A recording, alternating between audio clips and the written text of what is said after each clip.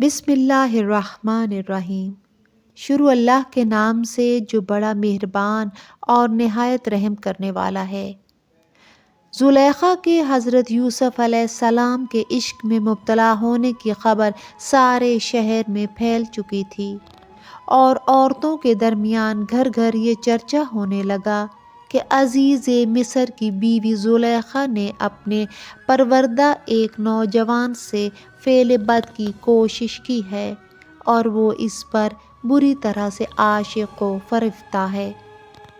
جب زلیخا کو یہ خبر ہوئی تو شہر کی عورتوں اور مردوں میں اس کے اس فعل بد پر حقارت آمیز تبصرے ہو رہے ہیں اور ضرورت سے زیادہ اس کی رسوائی اور بدنامی ہو رہی ہے، تو اس نے شہر کے معزز ترین گھرانوں سے 40 ایسی حسین اور خوبصورت عورتوں کو منتخب کر کے اپنے یہاں دعوت پر بلایا، جو کہ حسن و جمال میں اپنی مثال آپ تھیں۔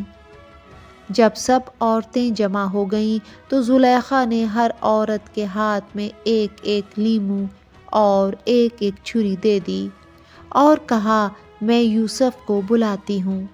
جب وہ تمہارے درمیان سے گزرنے لگے تو تم لوگ اپنا اپنا لیمو کاٹ دینا۔ پھر زلیخا نے یوسف علیہ السلام کو بلایا اور ان سے کہا کہ تم ان عورتوں کے درمیان سے گزر جاؤ۔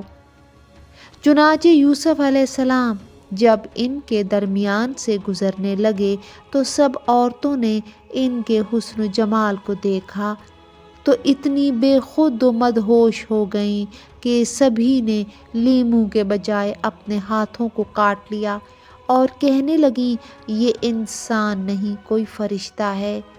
ایک روایت سے پتہ چلتا ہے کہ ان میں سے 9 عورتیں بے ہوش ہو گئی تھیں۔ اس کے بعد زلیخا نے ان عورتوں کو مخاطب کیا اور کہا، یہ وہی شخص ہے جس کے بارے میں تم مجھ پر لعنت و ملامت کرتی تھی۔ بے شک میں نے اس سے فعل بد کی خواہش کی تھی، اگر یہ میری بات پر عمل نہیں کرے گا تو یقیناً قید بھی ہوگا اور ذلیل بھی ہوگا۔ زلیخا کی یہ باتیں سن کر یوسف علیہ السلام نے اپنے پروردگار سے دعا کی اور کہا، پالنے والے، جس بات کی یہ عورتیں مجھ سے خواہش مند ہیں اس کی نسبت قید خانہ مجھے زیادہ پسند ہے۔ خدا کی بارگاہ میں یوسف علیہ السلام کی دعا مستجاب ہوئی، اس طرح کہ عزیز مصر نے سوچا کہ اس بدنامی کے داغ کو دھونے کے لیے مصلحتاً کچھ عرصہ تک یوسف علیہ السلام کو قید خانہ میں رکھا جائے تاکہ زلیخا اور دیگر عورتوں سے وہ محفوظ رہ سکیں۔